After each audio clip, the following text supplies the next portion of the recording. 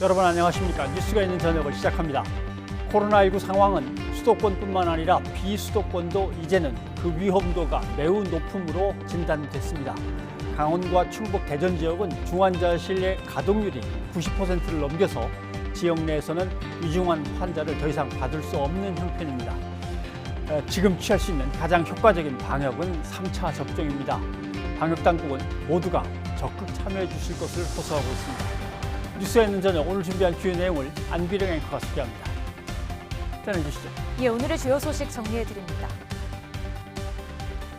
더불어민주당 이재명 대선 후보가 나흘간의 대구, 경북 순회 일정을 마무리했습니다. 이 후보의 전두환 관련 발언을 두고는 공방이 이어지고 있습니다. 국민의힘 윤석열 대선 후보는 재건축 현장을 방문하고 민간 주도의 주택 공급 확대를 강조했습니다. 앞서 강원 지역 번영회장 간담회 참석을 두고는 항의 소동이 벌어졌습니다. 정부가 이번 주 코로나19 유행이 더 악화하면 특단의 조치를 검토하겠다고 밝혔습니다.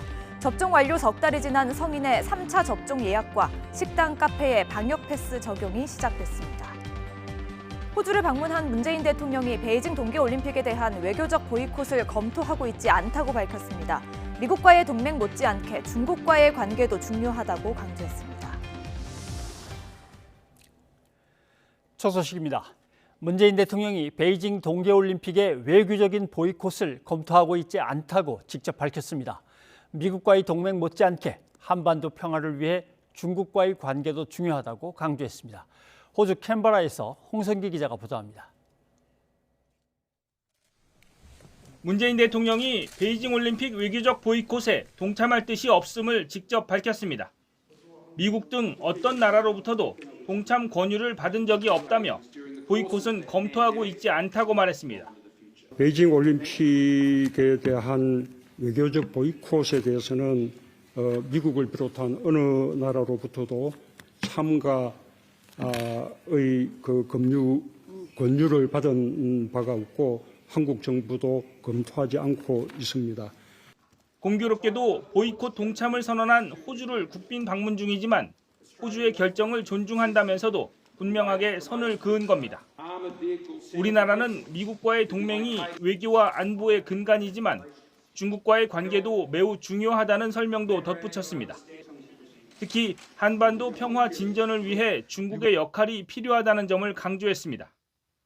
한국은 한 가지 더 있는데 그것은 한반도의 평화와 안정 또 그리고 북한의 비핵화를 위해서 중국의 건설적인 노력이 요구된다는 점입니다.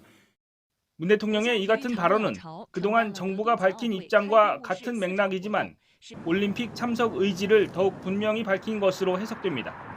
한반도 종전선언과 관련해서는 북한과 미국 그리고 중국 모두 원론적으로 찬성하고 있다고 밝히기도 했습니다. 모리슨 호주 총리와의 정상회담에서는 수교 60주년을 맞은 양국 관계를 포괄적 전략 동반자 관계로 한 단계 격상하기로 합의했습니다. 회담 뒤에는 K9 자주포와 탄약 운반차 등 약 1조 원어치를 호주에 수출하기로 하는 계약도 이루어졌습니다. 수도 캔버라에서 정상외교 일정을 마친 문 대통령은 호주 최대 경제도시 시드니로 이동해 공급망 안정화 등 경제외교 일정을 이어갈 예정입니다. 캔버라에서 YTN 홍선기입니다. 코로나19 상황 전해드립니다. 이른바 단계적 일상회복 조치 이후 코로나19 상황이 갈수록 악화하자 정치권은 한 목소리로 정부의 방역을 비판하며 대응책을 쏟아냈습니다. 하지만 손실보상 목적의 추가 경정 예산 협상에는 진전이 없습니다. 박서경 기자입니다. 더불어민주당 이재명 대선 후보는 소아청소년 코로나19 백신 접종 부작용을 국가가 지원 보상하는 국가 완전 책임제 도입을 촉구했습니다. 청소년 백신 접종이 필요하다면 이상 반응에 대한 우려를 없애고 보상 지원을 강화하는 게 선행돼야 한다는 취지입니다. 국민의힘 윤석열 대선 후보는 정부가 과학적 근거와 기준이 아닌 정치적 고려로 정치 방역을 펼치고 있다며 공세를 가했습니다. 위중증 환자 병상 확보, 의료 시스템 복구, 체계적인 이송체계 확보가 필요하다면서 무엇보다 전문가의 말을 경청하라고 지적했습니다. 정의당 심상정 대선 후보는 코로나19 유행 시기에 졸업한 취업준비생과 제대 군인에게 70만 원씩 지급하겠다고 공약했습니다. 대선 후보들이 앞다퉈 정부 방역을 비판하며 표심 공략에 나선 건데 정작 핵심 쟁점인 손실보상 관련 추경 문제는 진전이 없습니다. 민주당은 국민의힘이 손실보상 50조 원을 공약으로 꺼낸 만큼 협상에 당장 응하라고 했지만 민생 현장에 불이 났습니다. 일단 불부터 끕시다. 불이 활활 타고 있는데 대선 이후에 불을 끄겠다는 것은 불을 끄지 않겠다는 말과 하등 다를 게 없습니다. 국민의힘은 집권 후 공약이고 지금은 민주당이 대통령과 협상해야 할 일이라고 맞서고 있습니다. 여당 후보로서 당연히 대통령에게 건의를 해가지고서 지금 시점으로 봐서 추경이 꼭 필요할 것 같으니까 정부가 적극적으로 해달라고 이렇게 얘기를 해야지. 그걸 가지고 야당에다가 뭐 이러고 저러고 얘기한다는 거는 난 상식 밖의 일이라고 생각한다. 국민의당 안철수 후보는 이런 모습을 꼬집어 비난했습니다. 제대로 된 과정도 거치지 않고 바로 그냥 금액만 서로 이야기하는 그런 모습들은 파퓰리즘의 전형적인 모습입니다. 그렇게 무계획적으로 즉흥적으로 국가 재정을 다루는 것이 아닙니다. 이미 대규모 예산이 편성된 만큼 민주당은 추경을 밀어붙이는 게 부담이고 국민의힘은 대선을 앞두고 여당에 유리한 구도가 만들어질까 봐 불편해하는 모습입니다. 12월 임시국회에서도 이를 둘러싼 공방은 이어질 전망입니다. YTN 박서경입니다. 민주당 이재명 대선 후보가 3박 4일에 걸친 대구 경북 지역 방문을 마쳤습니다. 이 후보는 다주택자에 대한 양도세 중과의 한시적인 유예 필요성 등을 강조하며 보수층 표심 얻기에 주력했습니다. 송재인 기자입니다. 민주당 이재명 대선 후보의 3박 4일 대구 경북 순회 일정 종착지는 포스코 창업자 고 박태준 명예회장 추모 행사였습니다. 보수 텃밭을 돌며 꾸준히 박정희 전 대통령의 경제발전 공을 언급한 데 이어 마지막 일정 역시 산업화 시대의 상징적인 인물을 내세운 겁니다. 지속적으로 성장하는 경제로 나아가기 위해서는 우리 박태준 회장의 이 도전 정신과 불굴의 의지, 그리고 국가의 대대적인 투자와 이 자리에서 이 후보는 매물 잠김 현상 해소를 위해 다주택자에 대한 양도세 중과 한시 유예를 적극적으로 검토하고 있다며 또 한 번 실용주의적 면모를 내세웠습니다. 정책 일관성을 둘러싼 당 안팎의 비판에도 다음 정부 공약이 아니라 현재 추진할 수 있는 일이라며 의지를 굽히지 않았습니다. 성주 주민들과 만나선 우리나라가 돈을 빌려주는 식의 지원에만 집중하면서 소상공인들이 파산하게 생겼다며 현 정부와 각을 세웠는데 사드 설치에 반대하는 주민이 이 후보를 향해 달걀을 던지는 일이 벌어지기도 했습니다. 보수 표심 공략을 위해 경제 분야를 중심으로 우클릭, 차별화에 몰두했던 TK 탐방을 이 후보는 이렇게 총평했습니다. 매우 어려운 지역이라는 생각을 보통 하고 있었는데 대구 경북은 생각했던 것보다는 저에 대한 기대들이 좀 더 크다는 생각이 들었습니다. 이런 가운데 유시민 전 이사장에 이어 이해찬 전 대표도 침묵을 깨고 이 후보 지원 사격에 나섰습니다. 자꾸 발전하는 사람이에요. 그 17년에 제가 봤던 이재명하고 지금은 많이 바뀌었어요. 성과를 이뤄낼 수 있는 그런 그 집념과 그 용기를 가진. 이재명 후보는 이번 TK 순회를 계기로 중도층, 나아가 보수층으로의 외연 확장에 더욱 속도를 내고 있습니다. 후보 간 지지율 격차에 비해 크게 줄어들지 않는 정권 교체 여론을 돌파하기 위한 전략으로 분석됩니다. YTN 송재인입니다. 지난 토요일 국민의힘 윤석열 대선 후보가 강원 지역 18개 시군 번영회장과 함께한 간담회가 논란이 됐습니다. 윤 후보가 20여 분 만에 자리를 뜨자 일부 참석자가 사진 찍으러 왔느냐며 항의해 소동이 빚어졌는데요. 양시창 기자가 사실관계를 확인해봤습니다. 강원도 18개 시군 번영회 회장들이 춘천시 한 호텔에 모두 모였습니다. 윤석열 대선 후보 간담회에 참석한 건데 문제는 윤 후보가 자리를 뜬 직후 불거졌습니다. 윤 후보가 정작 지역 현안은 듣지 않은 채 간담회가 끝났다며 거센 항의가 이어진 겁니다.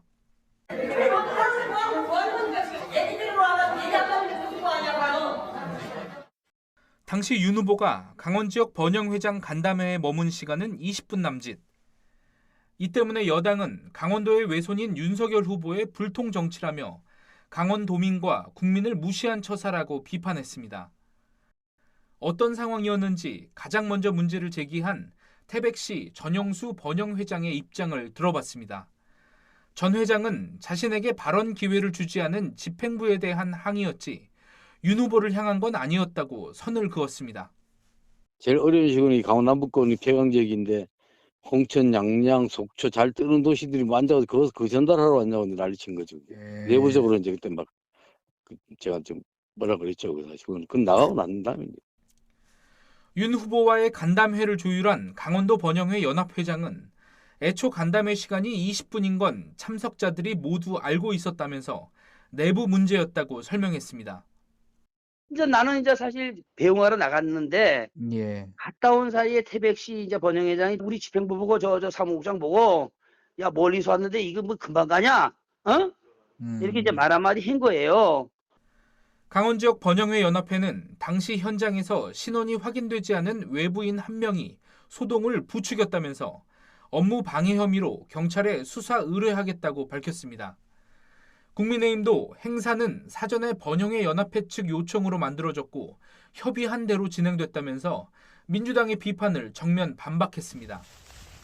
이른바 간담회 패싱 논란은 이처럼 일종의 해프닝으로 드러났는데요. 다만 윤 후보가 간담회 이후 바로 떠나지 않고 10여 분 동안 호텔 내부를 거니는 모습이 일부 유튜브 채널에 중계되면서 지역 현안 간담회에 시간을 너무 조금 할애한 것 아니냐는 비판도 남아 있습니다. YTN 양시창입니다. 더불어민주당 이재명 대선 후보의 이른바 전두환 발언을 두고 여야 공방이 뜨겁습니다. 대구 경북 지역 민생 탐방에 나선 이 후보의 관련 발언 전체 내용 먼저 들어보실까요? 모든 정치인은 공과가 병존합니다. 전두환도 공과가 병존합니다. 그러나 전체적으로 보면 전두환 3저 호황을 잘 활용해서 경제가 망가지지 않도록 경제가 제대로 움직일 수 있도록 한 것은 성과인 게 맞습니다. 그러나 국민이 맡긴 총칼로 국민의 생명을 해친 행위는 어떤 이유로도 용서될 수 없는 결코 다시는 반복돼서는 안 될 중대 범죄입니다. 그렇지 않습니까? 맞습니다. 그래서 그는 결코 존경받을 수 없습니다. 여야 평가는 엇갈렸습니다. 민주당 안민석 의원은 역사를 균형 있게 봐야 하지 않느냐며 긍정적으로 평가하고 싶다고 이 후보를 감쌌는데요. 국민의힘 이준석 대표는 전시를 재평가한다고 해서 TK 민심이 움직이는 것은 아니라며 딱하다고 꼬집었습니다. 전직 대통령들에 대한 그 평가가 각 지역적마다 너무 불균형이고 좀 한쪽으로 너무 치우치지 않습니까? 그래서 이런 부분은 사실 어느 정도 좀 공과 과를 올바르게 판단을 할 필요가 있는 것이죠. 뭐 그런 측면에서 하나의 저는 계기가 되었다 그 정도로 보고 있습니다. 여기 가서 박정희 대통령이 이야기하면 좋아할 거야, 아니면은 전두환 전 대통령에 대해서 다소간의 복권을 하면 좋아할 거야, 이렇게 생각하는 인사들이 이런 발언을 하는데요. 논란에 대해 이 후보는 일부만 때 정치적으로 공격하는 것은 결코 바람직하지 않다고 반박했습니다. 제가 그 사람을 결코 용서하거나 또는 용인할 수 있는 사람이라고 생각하지 않습니다. 지금. 다만 그렇다고 하더라도 있는 사실 자체를 부인하면 사회가 불합리함에 빠져들게 된다. 결론적으로는 결코 용서할 수 없는 역사적 죄이다. 이렇게 말씀을 드렸는데 그중 일부만 똑대해가지고 정치적 공격을 하는 건 결코 바람직하지 않다. 이렇게 생각이 됩니다. 하지만 선대위 내부에서조차 이 후보의 즉흥적인 연설이 계속되다 보니 다소 정제되지 않은 표현이 언론에 노출되고 있다는 지적이 나오고 있습니다. 한편 국민의힘 윤석열 대선 후보 역시 지난 10월 전두환 옹호 발언으로 문매를 맞았죠. 역시 당시 발언 내용 들어보실까요? 전두환 대통령이 군사 쿠데타와 그 5.18만 빼면 잘못한 부분이 이제 그런 부분이 있지만 그야말로 정치는 잘했다고 얘기하는 분들이 많습니다. 그거는 호남 분들도 그런 얘기 하시는 분들이 꽤 있어요. 그 왜 그러느냐? 맡긴 거예요. 이분은 군에 있으면 조직 관리를 해봤기 때문에 맡긴 겁니다. 경제는 돌아가신 김재익에게. 그 당시에 정치했던 사람들 그런 얘기 하시더라고요. 야, 국회일은 그거 잘 아는 니들이 해라. 웬만한 거 다 넘기고. 그렇기 때문에 그 당시에 무슨 뭐 삼저 현상 이런 게 있었다고 하지만 그렇게 맡겨놨기 때문에 잘 돌아간 겁니다.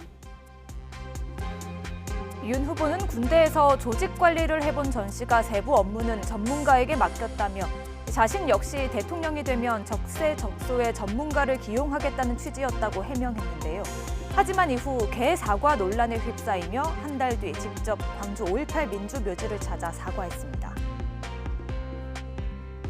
대한민국의 민주주의를 위해 피와 눈물로 희생한 것을 똑똑히 기억하고 있습니다. 이 시대를 사는 우리 모두는 5월 광주의 아들이고 딸입니다.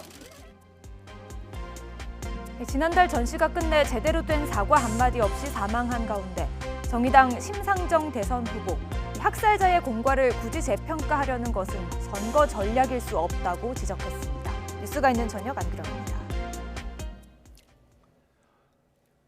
네, 여야 대선 후보는 주말에 이어서 오늘도 숨가쁜 일정을 소화했습니다. 더불어민주당의 이재명 대선 후보는 대구 경북 지역 일정을 마무리했고 국민의힘 윤석열 후보는 오세훈 서울시장과 강북주택의 재건축 현장을 방문했습니다. 최영일 시사평론가와 정치권 상황 한번 살펴보겠습니다. 어서 오십시오. 안녕하세요. 예. 자, 이재명 후보는 이제 오늘 경북 상주, 포항을 차례대로 돌았습니다. 호남 같으면 뭔가 민주주의를 얘기하면서 정치적 가치를 얘기할 수 있는데 경북 대구 지역에서는 역시 경제 쪽, 뭐 지역 화폐 이런 얘기들을 많이 하는군요. 맞습니다. 뭐 그럼에도 불구하고 지금 부울경을 시작으로 충청권, 호남은 이제 전남, 광주, 전북을 나눠서 2주에 걸쳐서 방문을 했죠. 그리고 이제 대구 경북으로 넘어간 건데 경제 대통령을 표방하는 것은 일관적으로 계속 유지하고 있어요. 사실은 경제를 일으키겠다 이런 이야기, 청년 민생 계속 강조하고 있거든요. 그리고 무엇보다도 이제 조금 이제 윤석열 후보와 차별화된 대목은 현장을 구석구석 돌면서 바닥을 훑듯이 저인망식으로 돌면서 즉흥연설을 한다는 거예요. 그래서 이제 현장에 또 시민들의 이야기를 직접 경청하고 거기에 대해서 이야기를 하고 그러다 보니까 지금 아까 이준석 대표가 지금 이 지역 가서는 듣기 좋은 얘기하고 저 지역 가서는 듣기 좋은 얘기하고 하다 보면 논리 모순이 생길 수 있거든요. 근데 그게 뭐 사실은 또 윤석열 후보라고 크게 다르진 않습니다. 과거의 모든 대선 후보들이 그 지역에 맞는, 좋게 보면 맞춤형, 나쁘게 보면 이렇게 될 수 있는 거죠. 광주에 가서는 이 민주화 운동을 찬양하다가 그다음에 윤석열 후보 과거 얘기인데 대구에 가서는 이 대구가 아니었으면 코로나19 때 밀란이 났을 것이다.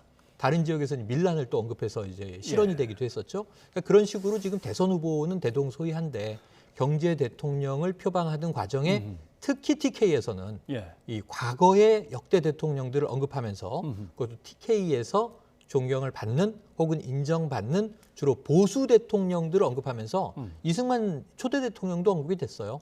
다 문제가 많은데 농지개혁 하나는 딱 하나만 고른다면 성과다. 그러니까 성과 중심으로 딱 집었단 말이죠. 이건 분명히 이제 전략이다. 이렇게 해석을 해야 되겠죠. 그런 것과 연관 지어서 포스코 창업자인 고 박태준 명예회장의 10주기 이제 추도식 거기도 갔습니다.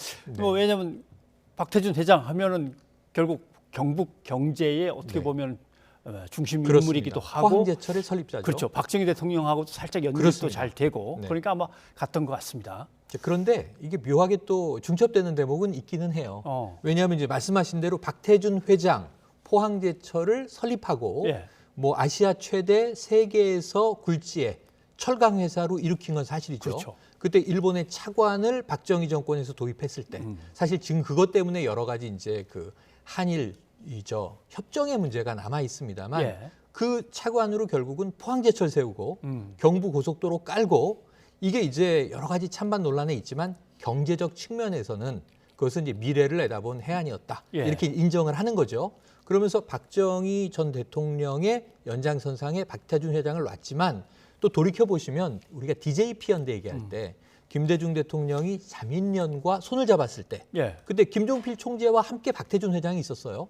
당시 국무총리 물망에 그렇죠. 올라서 또 이제 이 국민의 정부에서 역할을 한 면도 있습니다. 예. 다만 DJP 연대가 조기에 좀 깨지게 된 게 과거의 전력 때문에 부정축제로 예. 결국은 총리직을 오래 못하고 물러나게 되는 불미스러운 상황이 벌어집니다만 어쨌든 그러한 또 이 어찌 보면 진보 진영과 보수 진영에 다 걸려 있는 인물이기도 해요. 그래서 이제 박정희 전 대통령의 경제 성과도 평가하고 박태준 회장의 성과도 평가하고 예. 이런 행보가 이어진 건 사실입니다. 예. 자, 어딜 가든 아까도 뭐 이재명 후보 얘기가 잠깐 나왔습니다만은 흑백 네. 딱 이분법으로 좋은 네. 사람 나쁜 사람 이런 식으로 가르는 건 옳지 그렇죠. 않습니다라고 하면서 지난 역대 대통령들의 이제 장점이나 성과들을 네. 사실 얘기하는데 그러다 보니까 조금씩 문재인 정부하고 이제 금을 이제 긋는 장면들이 나옵니다. 한번 좀 네네. 들어보실까요? 그럴까요? 예.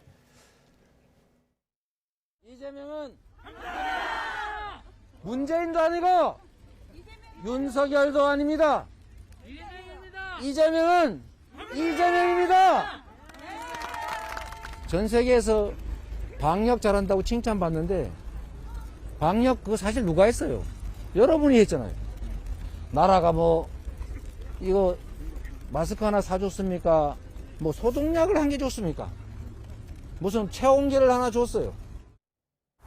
전체적으로 보면 전두환 3저 호황을 잘 활용해서 경제가 망가지지 않도록 경제가 제대로 움직일 수 있도록 한 것은 성과인 게 맞습니다. 문재인 대통령께서 재출마한 게 아니다. 새로운 정책과 새로운 비전과 역량에서도 다르게 평가받는 이재명이 새로운 정부를 만든다면 그건 문재인 정부가 아니라 이재명 정부다. 촛불혁명 이후에 우리 국민들이 우리 민주당 정권에 기대한 것이 많을 겁니다. 그 기대치에 다다르지 못한 데 대해서 저희는 무한 책임을 져야 된다고 생각합니다. 제가 다 책임을 질 수는 없겠지만 다시 한번 우리의 부족함에 대해서 사과드립니다. 네, 흥미롭습니다. 네. 문재인 정부는 박근혜 정부의 촛불 관련 탄핵 관련해서 네. 적폐청산을 이제 과제로 떠안고 시작을 했고, 그렇죠. 그러나 지금 적폐청산 계속 이어가면은 네. 지금 TK 지역에서 얘기하기가 조금 난감하죠. 이럴 때는 그냥 새로운 비전. 네. 그러니까 아마 새로운 정부, 새로운 비전, 새로운 이재명 네. 이걸 강조하는 것 같습니다. 그렇죠. 근데 어떻게 보면 또 핵심 지지층에서는 정말 저렇게 자꾸 갈 거야 뭐 이럴 네. 수도 있어요. 네. 그러니까 지금 오히려 진보 보수의 이분법을 해체하는 중이에요. 해체. 예. 아. 근데 진보 보수의 이분법을 해체하다 보니까 그렇다면 문재인 정부와 이재명 정부는 다른데 똑같은 민주당 정권의 연장선상이 아니라 민주당을 오히려 갈아엎고 이재명 정부는 새로운 스타일로 갈 거다라고 하는 비전을 계속 지금 제시하고 있습니다. 예. 저희 굉장히 중요한 포인트예요. 이재명 후보 입장에서는. 왜냐하면 지금 정권 심판론은 이재명 정부는 시작도 안 했고 예. 이재명 후보일 뿐이니까 뭐 경기도를 심판하겠다는 게 아니잖아요. 성남시를 심판하겠다는 게 아니고 지금 문재인 정부, 민주당 정권을 심판하겠다는 거니까 예. 나는 다르다라고 하는 걸 강조하면서 자, 심판 대상이 현 정부라면 나는 그래도 선택받을 수 있지 않느냐. 왜냐하면 이걸 바꿀 거기 때문에, 새로워질 거기 때문에. 그러면서 이 다 하던 이야기인데 오늘 제가 좀 놀란 대목은 네. 이 사실 뭐 국민들이 참여해서 방역 성공한 거 맞죠. 네. K방역은 우리 국민들의 집단적 참여 때문인 건 맞는데 자, 마스크 한 장 줬느냐, 소독제 예. 하나 줬느냐 이렇게 정부를 거의 야당처럼 치거든요. 근데 사실 생각해 보면 정부가 백신을 주고 있습니다. 예. 백신은 이제 정부가 예산으로 구매해서 전 국민에게 심지어 불안해하는 분들에게도 맞는 이득이 더 크니까 제발 맞으십시오. 꼭 맞으십시오. 하면서 지금 백신 예산 엄청나게 쏟아붓고 있거든요. 그러니까 정부도 하는 게 있죠. 예. 근데 그런 대목에 대해서 뭐 하나 준 거 없다. 우리가 다 했다라고 얘기를 하면 이 야당 같은 얘기가 너무 강하게 나와서 다소 놀라는 대목이기도 합니다. 아무튼 이재명 후보는 저렇게 뛰고 있고 이제 그럼 민주당은 뭘 지원할 거냐라고 하는데 네. 이해찬 전 대표가 이제 네. 드디어 등단을 했습니다. 그렇습니다. 그래서 이제 외곽에서 지원 사격을 하는데 한번 좀 들어보시죠. 들어볼까요? 그동안에 이제 그 이재명 지사가 재판도 받고 하는 과정 속에서 그 말하자면 잘못된 이미지 그게 굉장히 그 어려움을 겪게 만들었죠. 저도 처음에는 그 긴가민가 할 정도였으니까요. 근데 이제 나중에 이렇게 얘기해 보니까 우리처럼 그 말하자면 그 교육받고 살아온 사람들이 좀 미안할 정도로 혼자서 어려운 그 난경을 이렇게 극복을 했지 않습니까? 그런 점에서 보면 참 대단한 그 의지와 능력을 가진 사람이다 이런 생각이 드는데 국민의힘 선대위 구성에 대해서는 어떻게 평가하십니까? 보통 우리가 오합지졸이라는 표현을 많이 하지 않습니까? 그 이분들은 오합지졸이 아니고 오합지왕들입니다. 대선은 후보가 중심이 돼야지 그런 그 지원하는 사람들이 중심이 되는 선거는 반드시 나중에 문제가 발생한다고 봅니다. 그러나 이해찬 전 대표가 등판할 때마다 지적되는 문제는 중도 쪽으로 확장하는데 그렇게 도움이 될 뿐이 아닌데 이게 늘 비판적으로 나오는 얘기인데 어떻습니까? 이해찬 전 대표나 유시민 전 노무현재단 이사장이나 어느 정도의 도움이 되겠습니까? 자, 지난주에 유시민 작가가 등판을 했고요. 정치 얘기 안 한다 그랬는데 드디어 이제 대선 얘기 시작했습니다. 말씀하신 대로 오늘 아침부터 라디오에 이해찬 전 대표가 등장했습니다. 이게 조금 전에 우리가 이재명 후보의 행보를 특히 대구 경북에서의 행보, 진보 이념까지 다 버린 것처럼 보이면서 과거 보수 대통령들의 성과를 주로 찝어서 이제 뭐랄까요 칭찬한 것, 내세운 것 이런 부분들의 연장선상에서 조금 전에 앵커께서 정리하실 때 자 이래가지고 문제는 주요 민주당의 전통 지지층이 불안해하지 않겠느냐.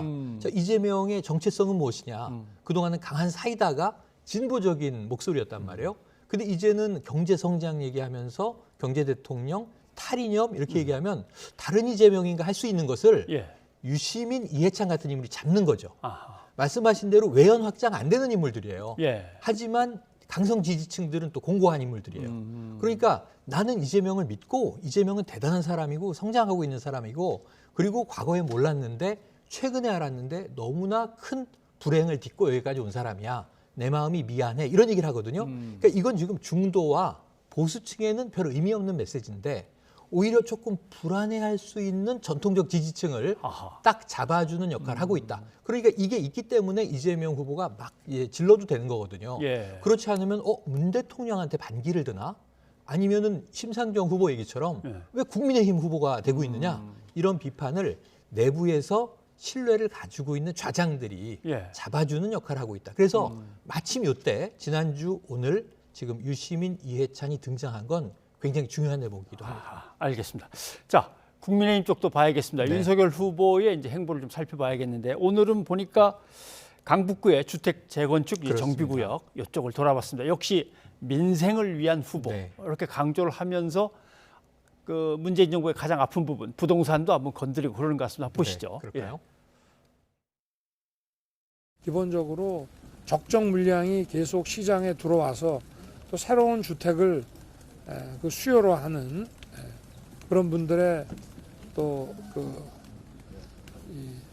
수요를 충족하고 이렇게 해서 원활한 그 수요 공급의 그 과정을 통해서 안정적인 가격으로 예측 가능한 그 가격으로 시장이 형성이 돼야 되는데 이렇게 과거 정부에서 계획해왔던 그 뉴타운 계획도 전부 해제하고 이 물량 공급을 너무 틀어줘가지고 이런 오늘날의 이런 부동산 가격 폭등 또 이 기조에서 벗어나지 않고 과거 기조를 그대로 답습을 해가지고 부동산 정책을 피면은 뭐 이런 현재와 같은 26번의 그 제도를 통해서도 해답이 안 나오는 그런 현실로 귀결될 수밖에 없는 게 아니었나 생각합니다. 일단 부동산 특히 주택 문제에 대해서 이제 얘기를 했고 그 다음에 또 문재인 정부의 코로나 정책 실패했다. 그렇죠. 이게 사과하라 뭐냐 도대체. 대통령이 사과하라 도대체 어디가 있는 거냐 뭐 이런 식으로 얘기하는데 예전 같은 코로나 방역이 뭐 상당히 문재인 정부의 치적이지만 지금은 이제 상황이 어려우니까 있죠. 딱 짚어내는군요. 맞습니다. 그런데 사실은 이 국민의힘의 입장에서는 코로나19 상황은 잘 될 때도 실패라고 비판을 했고요. 예. 지금은 이제 어렵죠, 사실은. 의료진, 의료 대응 병상 문제, 그리고 일일 확진자 문제, 오미크론 변이의 등장, 굉장히 어려운 상황이니까 뭐 실패다라고 이제 주장할 수 있어요, 야당 입장에서. 잘 될 때도 비판했기 때문에 이게 안 된다고 비판하는 게 오히려 돋보이지 않는 거예요. 그래서 코로나에 대해서는 오히려 이 여당 입장에서 예. 야당이 언제 한번 협조한 적이 있느냐라고 얘기하면 사실은 지금 윤 후보가 정부 비판하는 거 좋아요. 코로나 실패했다 사과하라. 그다음에 무슨 얘기를 해주면 좋으냐면 청소년들이 백신을 맞으십시오라고 얘기를 해주면 참 좋았을 뻔했어요.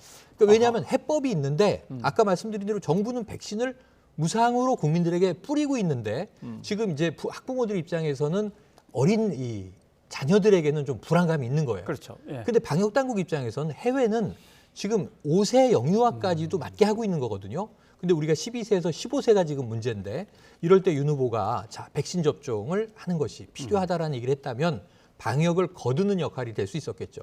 그리고 지금 부동산은 명백하게 각이 쓴 것 같습니다. 예. 그러니까 지금 26번의 정책을 냈지만 문재인 정부의 부동산은 실패다. 이거 지금 많은 또 정권 교체에 동의하는 시민들이 이제 같이 함께하는 부분이라 아주 선명하게 요거는 딱 각이 쓰는 대목인데 그 시장 중심으로 가겠다. 근데 저 자리를 보시면 강북인데 강북구 노원에는 또 이준석 대표의 지역구가 그렇죠. 있잖아요. 예. 아직은 이제 배지를 못 달았습니다만 그리고 또 이제 서울시는 지금 오세훈 시장이 야당 시장으로 들어와서 지금 문재인 정부의 부동산 정책을 좀 뒤집고 있는 과정이잖아요.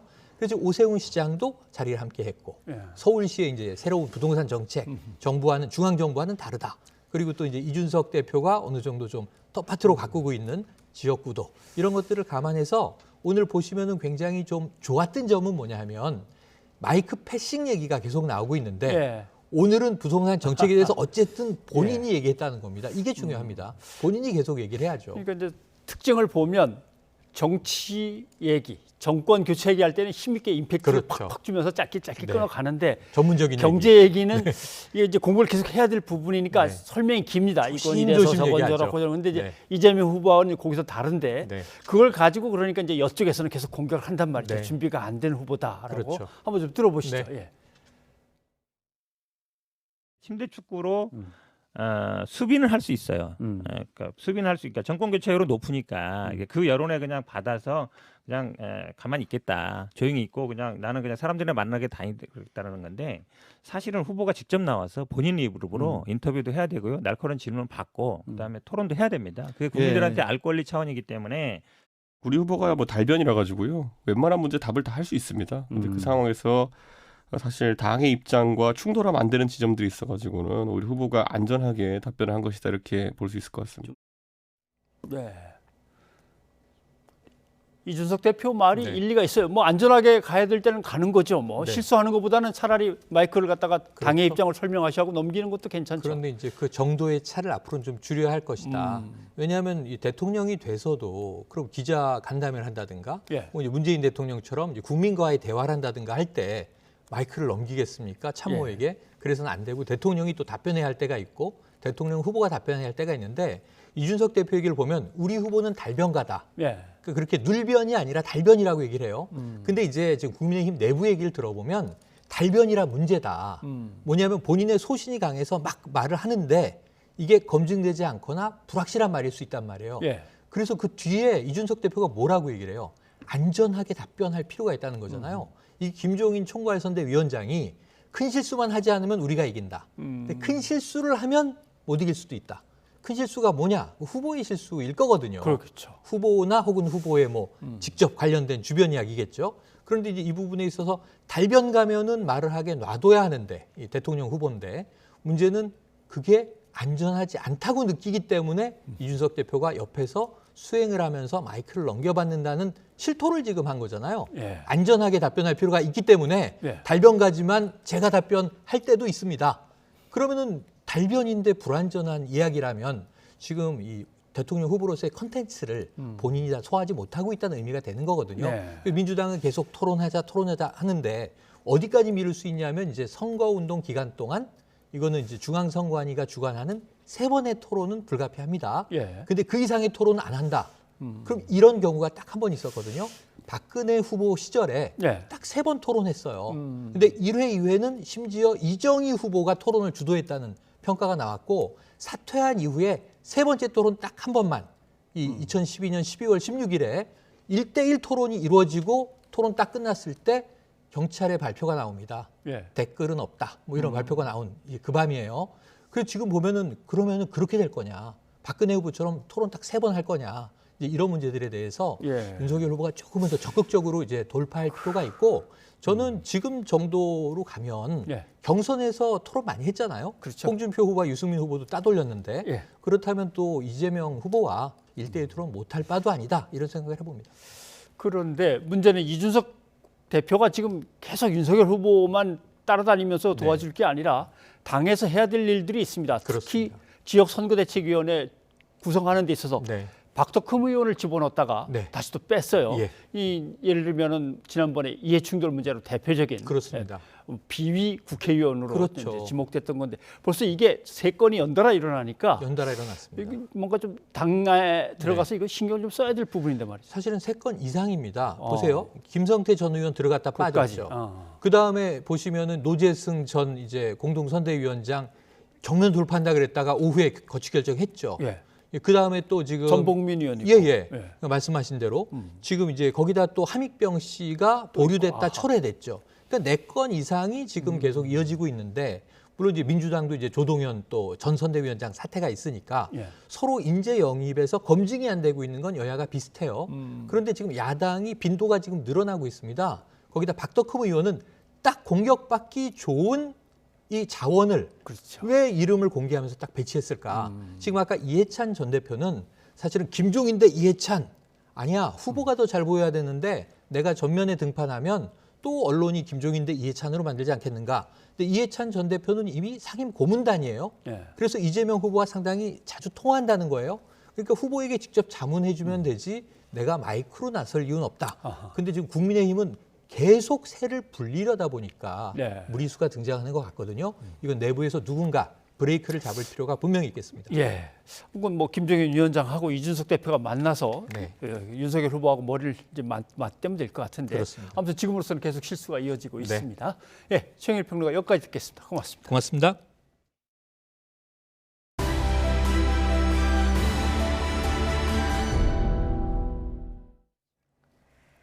변호사 단체가 최근 1년 동안 판사들을 자체 평가한 결과를 내놓았습니다.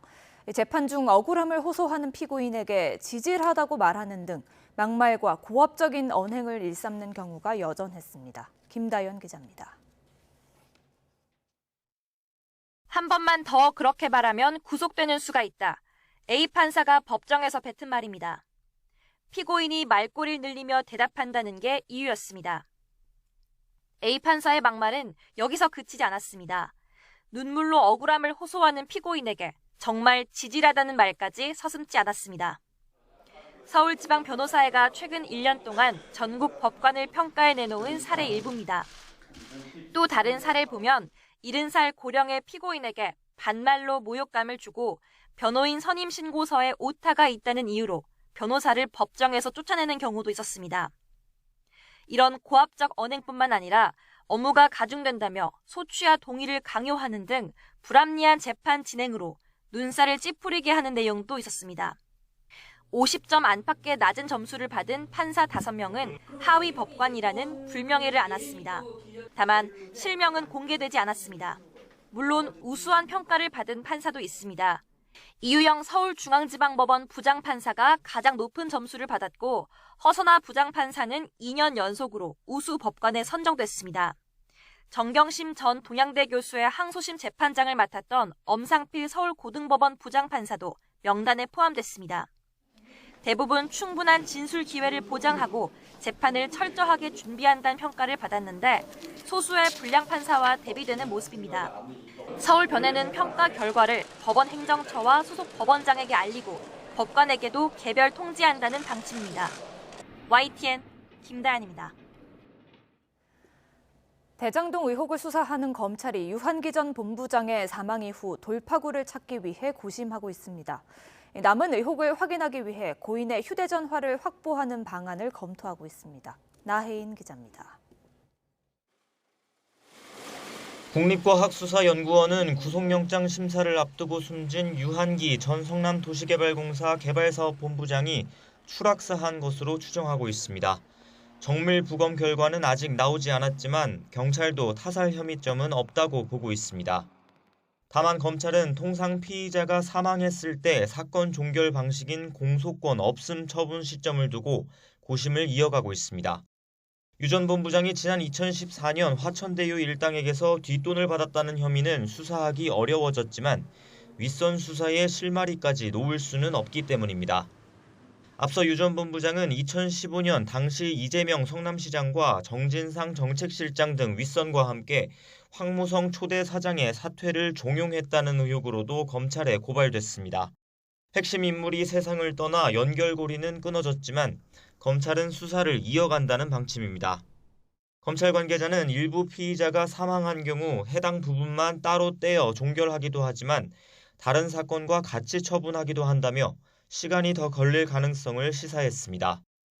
특히 수사팀은 남은 의혹을 규명하려면 생전 고인의 통화 기록 등을 확인할 필요가 있다고 보고 있습니다. 법원에서 기각되긴 했지만 앞서 유 전 본부장에 대해 압수수색 영장도 청구했던 만큼 고인의 휴대전화를 비롯한 관련 자료 확보에 나설 수 있다는 전망이 나옵니다. 다만 유족이 변사 사건을 맡은 경찰에도 유서나 휴대전화 제출을 거부하고 있다는 점은 부담입니다. 법원에서 영장을 발부받아 강제로 확보하는 방법도 있지만 검찰은 어떤 식으로든 유족과 협의가 필요하다고 보고 시점과 방식을 고민하는 것으로 전해졌습니다.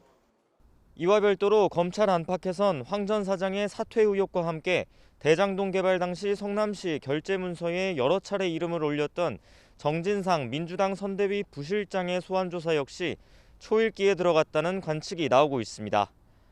YTN 나힌입니다. 유한기 전 본부장의 사망으로 대장동 논란이 재점화되고 있습니다. 한편 윤석열 후보의 직무정지 취소 소송이 지난주에 각하 판정을 받기도 했습니다. 여야 대선 후보를 둘러싼 사법 리스크 박지훈 변호사와 함께 살펴보겠습니다. 어서 오십시오. 안녕하십니까? 예. 자, 유한기 전 본부장의 이제 사망.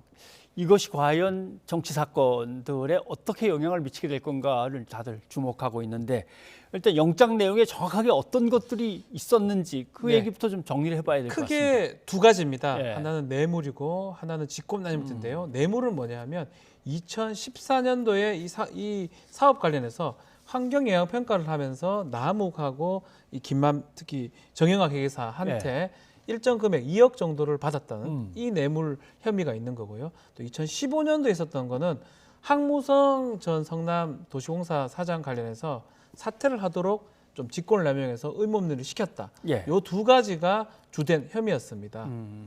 그렇게 되면은 이제 숨진 유 본부장의 신병을 확보해서 검찰은 그 윗선들을 이제, 그렇죠. 이제 타고 들어가야 되는데 사망한 걸로 일단 끝나버리게 됐단 말이에요. 이렇게 되니까 이제 결국은 뭐 이렇게 되면은 대장동 패밀리 그 4명 수사하는 거에서 끝나버리는 거 아닐까 자꾸 이런 얘기들이 나오는데 네. 어떻게 보십니까? 그럴 가능성이 아주 높습니다. 왜냐하면 지금 결국은 정영학하고 이 녹취록을 따라온 거예요. 정영학 얘기로 환경영향 평가하면서 2억을 줬다. 뇌물 공유하는 사람들은 공소시효가 5년입니다. 예. 받은 사람은 더 되고요. 그 자기들은 빠져나가고 이 지금 유한기 씨는 문제가 되는. 그렇기 때문에 아마 자백을 했는 걸로 지금 보이고요. 네. 그런 사건. 이것도 정영학 회계사의 말을 따라갔던 사건이고 마찬가지로 이 지금 직권남용죄 사퇴 종용도 황무성 사장이 본인이 뭐 얘기했던 그런 부분들인데 이거는 뭐 나중에 드러마에 따르면 본인이 사기 사건 연루 이런 부분 때문에 다른 거하고 좀 혼용됐던 부분도 있거든요. 예. 검찰 수사의 어떤 방식 자체가 다른 사람들 얘기를 쫓아가지고 유한기 전 본부장한테 갔던 부분이기 때문에 그래서 사실은 그 다음에 신병을 확보한 다음에 윗선을 찾아내려고 했던 것 같아요. 좀 쉽지 않은 상황이 아닌가. 예. 확인되는 거는 이 뇌물하고 직권남용 정도밖에 되지 않지 않을까 생각이 됩니다. 뭐 정치권에서는 이 문제를 놓고 양당 후보들이 이제 직접 언급하면서 공방이 치열합니다. 한번 잠깐 들어보시죠. 윤석열 후보께서 본인이 혐의가 드러나는 부분은 빼고 하자 이런 엉뚱한 주장으로 이 문제가 앞으로 진척이 못 되고 있는데 결국 하지 말자는 얘기 아니겠습니까? 정말 자신이 없으면은 못하겠다고 딱 부러지게 버티던가 할 거면은 180석을 가지고 있는 당에서 빨리 특검법을 이 야당하고 협상을 빨리 들어가든지. 자, 피하는 사람이 범인이다 하자니까 다 똑같이 얘기를 하는데 네. 결국 둘 다 정치적 게스트인 겁니까? 어떻게 그렇게 해석해야 보는 됩니까? 게 맞는 것 같아요. 왜냐하면 특검을 하기 위해서는 뭐 상설 특검법으로 갈 수도 있고 또 특검을 뽑을 수도 있고 범위를 확정해야 되고 기간을 확정해야 되는데 네. 이게 지금 여야가 생각이 많이 다르기도 하고요. 그 생각대로 간다고 하더라도 지금 80여일 남은 대선 일정에서 이게 나올 수가 없습니다. 지금 나오다시피 더불어민주당 같은 경우는 상설 특검법으로 하기 때문에 저런 식으로 지금 구성을 7명으로 구성을 한다고 그러고요. 국민의힘 같은 경우 특검 법안을 새로 발의를 한다는 거거든요. 그래서 여기서부터 특검 추천 방식 차이가 나고 시기도 지금 차이가 좀 나는데 시기도 더불어민주당은 60일 수사를 한 다음에 30일 연장을 하자. 국민의힘은 특검 법안을 만들어서 70일 수사해서 30일 연장하자인데 두 개 다 만약에 급하게 막 통과가 된다 하더라도 이게 대선까지 결론이 나기 어렵거든요. 사실은 그 합의하는 과정에서 상당히 진통이 있기 때문에 사실 어렵다는 걸 두 후보도 알고 있을 겁니다. 그러다 보니까 막 얘기는 하는데 잘 되기는 좀 쉽지 않다는 것을 본인들도 인식을 할 것 같습니다. 아무튼 지금부터 아무런 장애 없이 순탄하게 진행돼도 한쪽은 90일, 한쪽은 120일인데 대통령 선거는 87일 남아버렸습니다. 안 되죠, 그러니까. 결국은 뭐 안 될 것이다 네. 이런 얘기군요. 알겠습니다. 그다음에 윤석열 후보 얘기로 좀 넘어가 봐야겠습니다.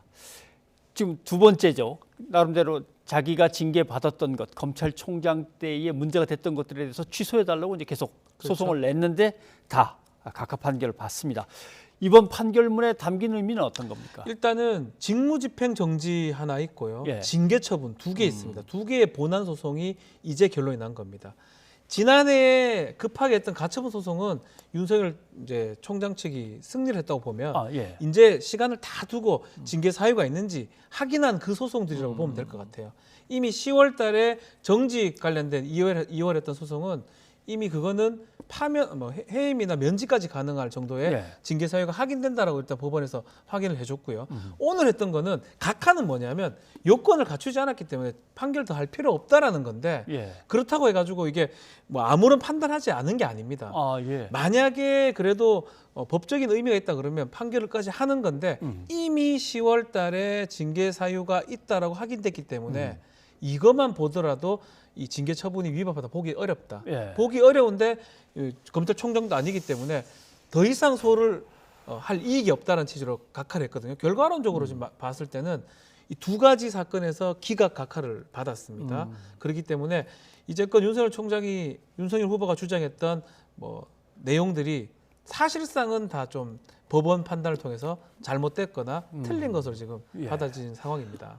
윤석열 검찰총장이라고 하는 정치적으로 중립을 유지하면서 독자적으로 검찰 조직을 이끌어야 될 신분이 있었던 사람이 정권으로부터 엄청난 탄압을 받아서 거기에 이제 반발하면서 항의해서 정치권으로 자리를 옮겼다 이렇게 됐는데 소송이 이렇게 끝나버리면 비위로 인해서 징계를 받은 행정공무원이 결국 정치하러 나간 셈이 돼버렸습니다. 그렇습니다. 이렇게 되면은 그걸 어떻게 해석해야 되나요? 뭐 크죠. 타격이 있는 건가요? 타격이 있죠. 각하가 아무런 판단 안 한 것처럼 이렇게 보도가 되는데 그게 아니에요. 기각한 거하고 합쳐서 각하가 된 거거든요.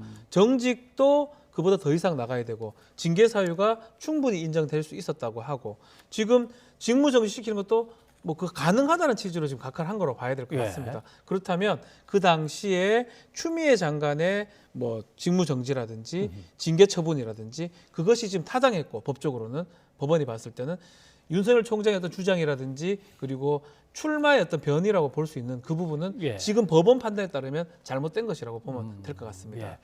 그리고 윤석열 후보는 사법적 리스크가 또 하나 있습니다. 얼마 전에 구속된 윤호진 전 용산 세무서장, 검찰 조직하고 상당히 가까운 사이에서 뭔가를 계속 해왔기 때문에 그 뒤에 연결된 고리에 혹시 윤석열 검찰총장이 그 당시에 있었지 않냐라고 하는 건데 한번 민주당의 주장을 잠깐 들어보시죠. 윤석열 후보가 윤호진 전 용산 세무서장과 골프는 얼마나 쳤는지, 식사와 술은 얼마나 자주 했는지 밝혀야 합니다. 그리고 얼마나 끈끈한 관계였는지를 확인해야 합니다. 이는 지금은 윤석열 선대위에서 특위위원장을 맡고 있는 김진태 상임전략특보 주광덕, 상황1실장인 오신환 전 의원님들이 당시 집중적으로 제기했던 내용들입니다. 혹시 윤 전 사장의 해외 도주에도 윤 후보가 관계된 것은 아닌지 꼭 밝혀져야 할 것입니다. 네, 당시에 김진태 의원, 주광덕 의원, 그렇죠. 야당 의원들이 검찰총장으로서 이거 이래갖고는 안 됩니다라고 못을 콱 박았던 사안이긴 한데, 자, 이게 어떻게 리스크가 되겠습니까? 좀 큰 리스크가 될 가능성도 배제할 수 없을 것 같아요. 뭐 다른 지금 윤석열 후보 관련된 얘기들도 많지만 지금 새롭게 제기된 거지만 사실 새로운 게 아닙니다. 이미 지금 얘기한 것처럼 김진태, 주광덕, 오신환 의원이 이미 청문회 할 때, 검찰 청문회 할 때 많이 얘기했던 부분인데 그게 지금 넘어갔던 거거든요. 근데 지금 한 단계가 좀 달라졌어요. 2017년, 18년에 이 윤대진의 형 윤우진 용산, 당신은 다른 세무서장인데 세무서장이 변호사법 위반으로 지금 1억 얼마 받은 걸로 구속이 됐는데 그 건으로 문제되는 건 아니고요. 거슬러 가면 2012년도에 왜 불기소를 받았고 뇌물죄, 왜 외국에 도망갈 수 있었고 외국 가서 돌아오자마자 왜 처분 끝났는지 그런 것까지 수사가 연결될 가능성도 있고요. 또 골프를 또 누가 쳤는지 이런 부분도 윤석열 후보한테는 장애물이 상당히 될 가능성이 높아 보입니다. 네, 알겠습니다. 자, 오늘 여기까지 듣도록 하겠습니다. 박 변호사님 고맙습니다. 감사합니다.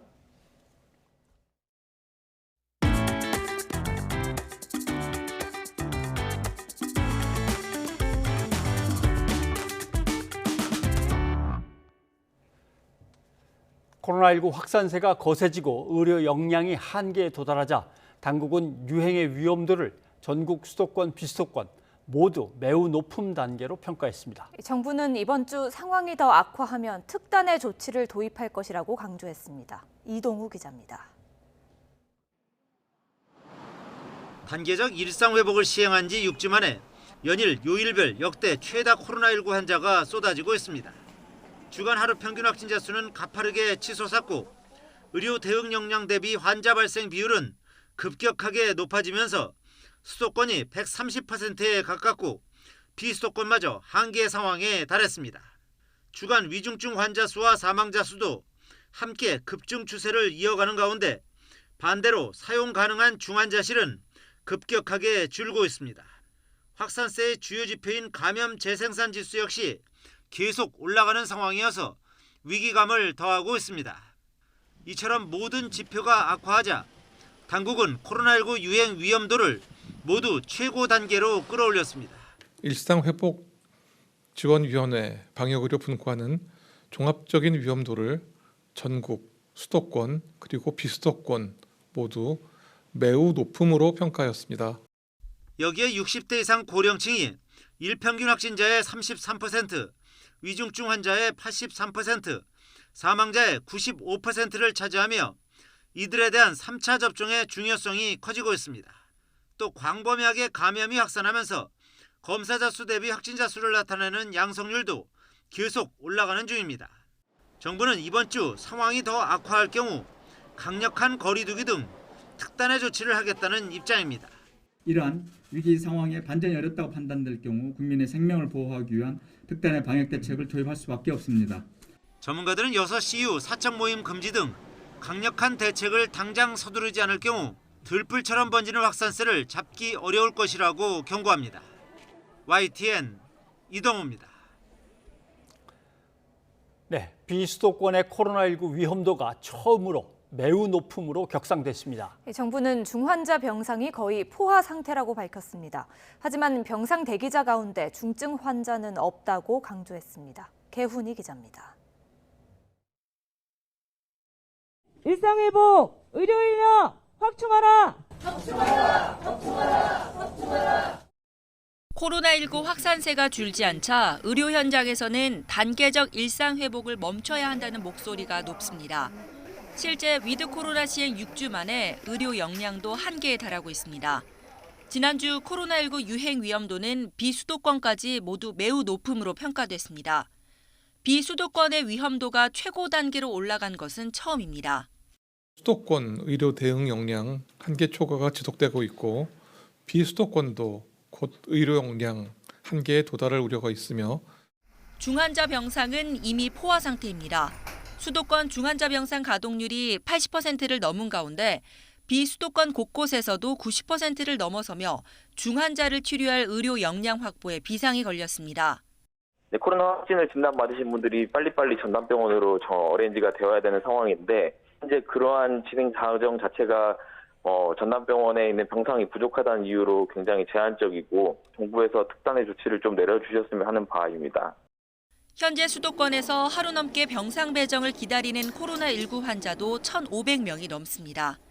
정부는 먼저 수도권 입원 대기 문제를 해소하기 위해 감염병 전담 요양병원을 확충합니다. 오는 20일까지 6곳 821 병상을 중심으로 순차적으로 운영을 시작하기로 했습니다. 그러면서도 병상 대기자 중 중환자실에 가야 할 정도의 중증도가 높은 대기 환자는 거의 없다고 강조했습니다. 하지만 코로나19 확진 판정을 받고 병상 대기 중 숨진 사람은 지난주에만 10명이 넘습니다. YTN 개훈입니다. 연일 코로나19 확진자 수가 치솟으면서 현장의 의료진들은 이미 한계에 다다랐다고 목소리를 높이고 있습니다. 이들은 일상 회복을 멈추고 의료 체계를 다시 정비해야 한다고 강조했습니다. 김철희 기자입니다. 코로나 전담병원에서 간호사로 일하는 김정은 씨. 정부의 재택치료 방침이 정해진 뒤 쏟아지는 환자를 감당할 수 없다고 호소합니다. 최근에는 집에서 치료를 기다리다 목숨을 잃는 환자도 생겼습니다. 할 줄 아는 게 아무것도 없는데 사람들은 우리한테 니네 뭐 하냐라고 얘기를 하고 있고, 근데 진짜 이 아무것도 할 수 없는 그 무력감이 진짜 이건 정말 말로 설명도 못하는 것 같아요. 이런 상황이 반복되면서 의료진의 좌절도 깊어지고 있습니다. 몸과 마음에 병을 얻은 이들도 있습니다. 스트레스를 너무 많이 받고 있어가지고 불면증은 진짜 기본으로 다 호소를 하고 있고 진짜 출근하기 싫다고 얘기하시는 분들도 굉장히 많거든요. 참다 못한 의료진들이 대책 마련을 촉구하고 나섰습니다. 일선 현장에서 코로나19에 대응하고 있는 이들은 아수라장, 전쟁터 같은 강한 용어로 현재 상황을 설명했습니다. 병원 현장은 지금 한마디로 아수라장이고 전쟁터입니다. 근무 중 끼니를 거르는 건 당연하고 제 시간에 퇴근을 한다는 건 상상하기도 어렵습니다. 문제 해결을 위해 의료진들은 단계적 일상 회복을 2주가량 멈추자고 제안했습니다. 그동안 병상과 인력 확보 대책을 수립하고 민간 병원 동원 방안 등도 논의하자는 겁니다. 단계적 일상 회복의 일시 중단과 범사회적 총력 대응과 협력을 위한 협의체를 정부와 의료계, 병원계 및 시민사회에 긴급 제안하고자 합니다. 소수의 공공병원이 코로나19 치료 부담 대부분을 떠안고 있는 지금의 시스템을 바꾸고 필요하다면 민간 병상을 공영화하는 등 의료 공공성을 확대해야 한다는 주장도 나왔습니다. 병상의 부족 문제를 해소하지 못할 경우 스웨덴의 경우처럼 민간 병상의 공영화도 적극 검토해야 합니다. 지난 9월 2일 보건의료노조와 보건복지부 사이 노정 합의가 이루어진 지 3달이 지났지만 바뀐 것이 없다는 의료진들. 지칠 대로 지친 현장 인력을 다독이고 코로나19 재확산에 효율적으로 대처하기 위해 일상 회복을 잠시 멈추고 정부와 민간이 함께 장기적인 대책을 마련해야 한다고 호소했습니다. YTN 김철입니다.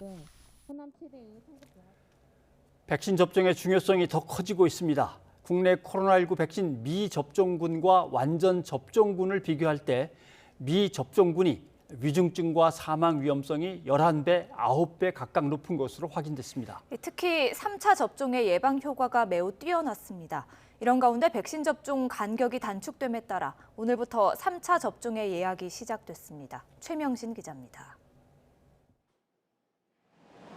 방역당국이 국내 12세 이상을 대상으로 인구 10만 명당 코로나19 발병률을 분석한 결과 미접종군의 발병률은 12.82명, 완전 접종군의 발병률은 5.44명으로 미접종군이 2.4배 높았습니다. 또 확진이 되더라도 예방접종을 한 사람의 경우 중증이나 사망으로 진행될 확률도 크게 낮았습니다.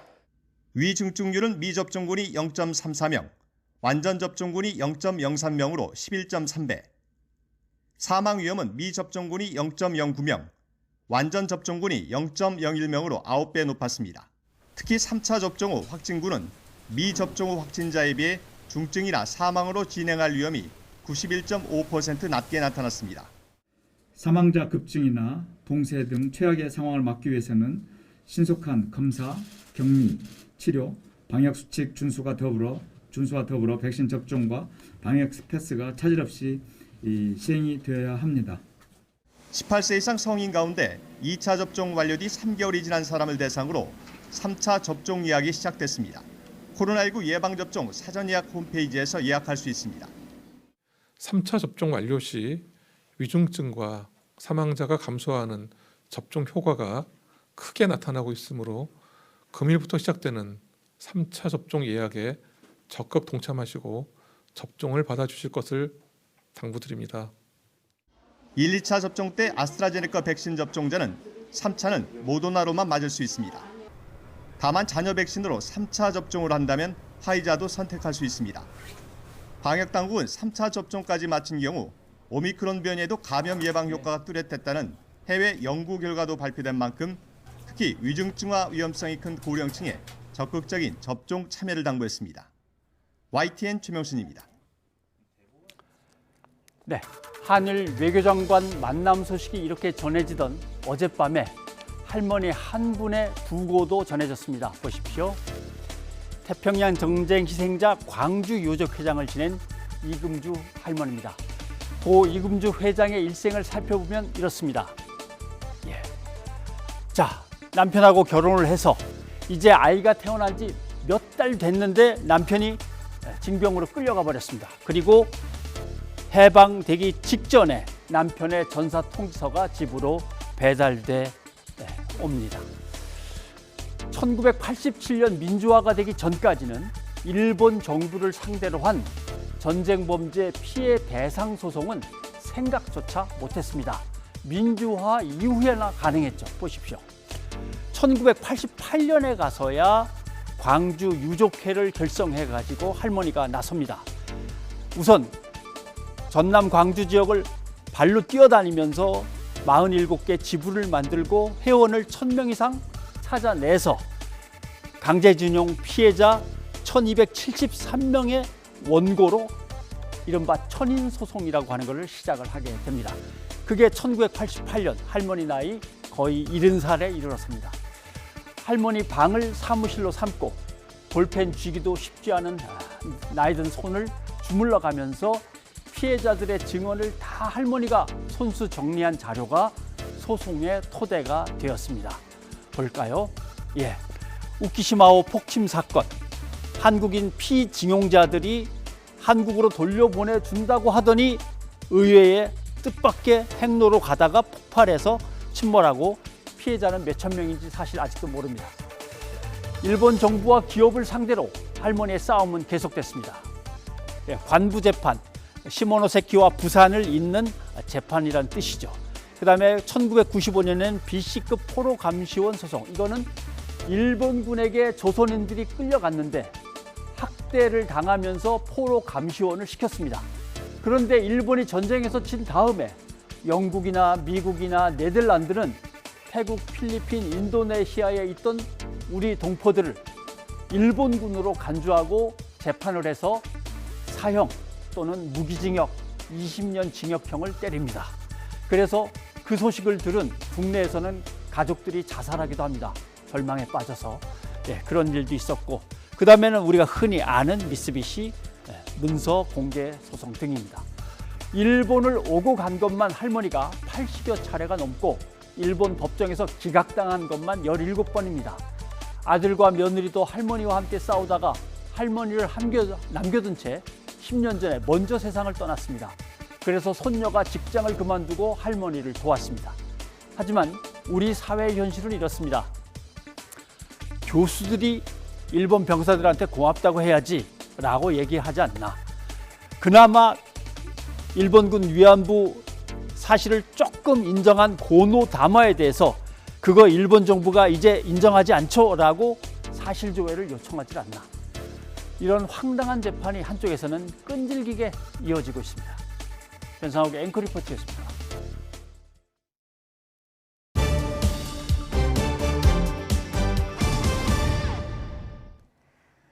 오늘 아침은 이번 겨울 들어 가장 추웠습니다. 추위는 내일부터 누그러들겠지만 주말에는 영하 10도 안팎의 강력한 한파가 찾아올 것으로 보입니다. 정혜윤 기자입니다. 매서운 추위가 엄습한 아침 출근길. 거리에는 두꺼운 겨울 패딩과 털목도리, 장갑까지 등장했습니다. 초겨울이 아닌 한겨울 풍경입니다. 버스를 기다리는 사람들은 따뜻한 커피로 손을 녹이는가 하면 주머니에 손을 넣은 채 추위를 피하는 모습입니다.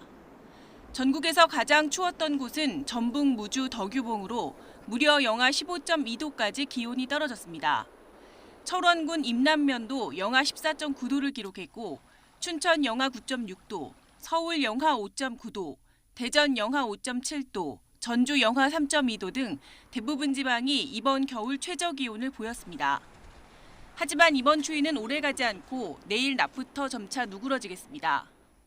차가운 북서풍이 불면서 월요일 오전까지 기온이 낮고 추웠는데요. 14일 화요일부터 바람의 방향이 남서풍으로 바뀌면서 수요일 기온은 평년보다 조금 높은 수준으로 회복하겠습니다. 하지만 주 후반에는 이번보다 더 강력한 한파가 찾아올 전망입니다. 금요일 낮 기온이 영하권에 머물겠고 주말에는 서울 기온이 영하 9도까지 떨어질 전망입니다. 한파와 함께 주말과 휴일에는 서해안과 제주도에 많은 눈이 내릴 것으로 보여 대설 대비도 필요할 것으로 보입니다. YTN 정혜윤입니다. 오늘 오후 전남 여수의 국가산업단지 공장에서 폭발과 함께 큰 불이 났습니다. 이 사고로 공장에서 일하던 노동자 3명이 목숨을 잃었습니다. 나현호 기자입니다. 도로 바로 옆에 들어선 공장에서 시뻘건 불길과 함께 검은 연기가 치솟습니다. 소방차 수십 대가 동원돼 물을 퍼부어도 꺼질 기미가 보이지 않습니다. 저거 뭐야? 난리 났다. 전남 여수 산단에 있는 공장에서 폭발과 함께 불이 난 건 오후 1시 40분쯤. 얼마나 불길과 연기가 거셌는지 10km 밖에서도 확인될 정도였습니다. 이 사고로 현장에서 작업하던 노동자 3명이 숨졌습니다. 사고를 당한 노동자 3명은 당시 탱크 위에 올라가 작업을 하던 도중에 변을 당한 것으로 파악됐습니다. 불은 탱크 3곳을 완전히 태우고 3시간 만에야 꺼졌습니다. 주변에 다른 탱크 여럿이 가까이 붙어 있었지만 다행히 옮겨 붙지는 않았습니다. 소방당국은 폭발 당시 유증기 회수 배관을 연결하는 작업이 이루어지고 있었는데 이 과정에서 원인 미상의 폭발이 일어난 것으로 보고 있습니다. 연결 작업 중에 화재가 났기 때문에 어떤 폭발이 났죠. 그렇기 때문에 그 원인에 대해서는 왜 그 폭발이 났는지 어떤 화원이 있었는지 그거는 좀 더 조사를 해봐야 될 것 같습니다. 경찰은 감식을 통해 정확한 화재 원인을 밝히고 공장 관계자를 불러 안전 수칙이 제대로 지켜졌는지 조사할 계획입니다. YTN 나연호입니다. 강력한 회오리 바람, 토네이도가 미국을 휩쓸며 피해가 속출하고 있습니다. 켄터키주의 소도시는 흔적을 찾아보기 어려워졌습니다. 호준석 기자입니다. 어디가 집이었고 어디가 학교였는지도 짐작하기 어렵습니다. 철골과 벽돌로 된 큰 건물들만 앙상한 뼈대를 겨우 남겼습니다. 인구 10,000명이 모여 살던 메이필드시가 하룻밤새 이렇게 되리라곤 누구도 생각하지 못했습니다. This was a restaurant right here. And as you can see, there's nothing left of it. 모든 걸 잃은 가장은 믿을 수 없는 현실에 눈물을 터뜨립니다. 급히 지하실로 대피했던 가족은 몇 분 만에 보금자리가 사라진 걸 알았습니다. I'm going to tell you right now, I'm warning you when we go up there, I don't think the house is there, it's gone. And sure enough, that end of the house was gone. 대부분 중남미계인 근로자들이 주말 밤에도 나와 성탄 시즌을 앞두고 양초를 만들던 공장은 최대 비극의 현장이 됐습니다. The whole building was just gone in shambles. There's people screaming, people trying to climb out, people who are crushed. One of my girls was crushed really bad. 70명에 이르는 것으로 알려졌던 미 구조 근로자가 8명이라고 공장 측이 밝혀 인명피해는 다행히 크게 줄어들 수도 있다고 AP통신은 보도했습니다. 올겨울 미국 이상고온의 후폭풍이 평화롭게 살아가던 도시 하나를 지도에서 지웠습니다. All the rubble I went through, it was like a war. I don't know how you explain, like a war zone or something. It was awful. It's so awful. YTN 호준석입니다. 야, 머리가 풍성해졌네. 나 풀빅하잖아, 풀빅. 저 풀빅합니다, 풀빅. 풀빅? 풀빅이 뭔데? 자연의 힘으로 풍성하게 풀빅 샴푸. 탈모 고민 풀빅하세요.